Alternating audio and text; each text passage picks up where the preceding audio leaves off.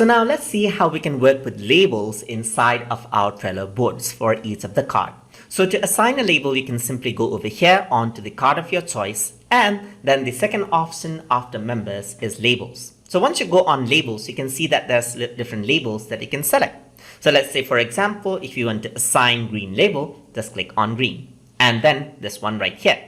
So a lot of these labels can mean different things. So you can go around and work around with the labels. So you can edit this out. Maybe green means completed, just like this. So just like that, that is completed. And yellow, let's say for my example, means in progress, just like this.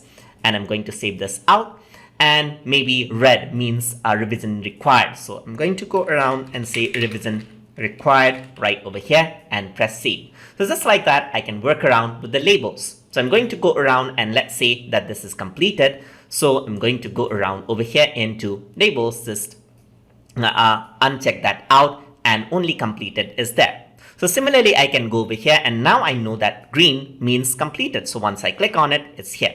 I can also go around here and then edit the label. So you can see that there's change members. I can choose the member right over here as well, or I can edit the label. So I'm going to mark this as revision required. I can simply go on to individual cards right here, go to edit labels and add in the label. As you can see right here, you can go around and edit labels in progress, just like this. So now you know what happens just like that. You can go around, click on it to minimize it, click on it to maximize it and see what it means. So now let us go on to the labels again. So if I were to click on it and go on to the labels right over here, once I go on, I can also create a new label and choose a different color and then rename this out. So let's say, for example, revision required, but not sure.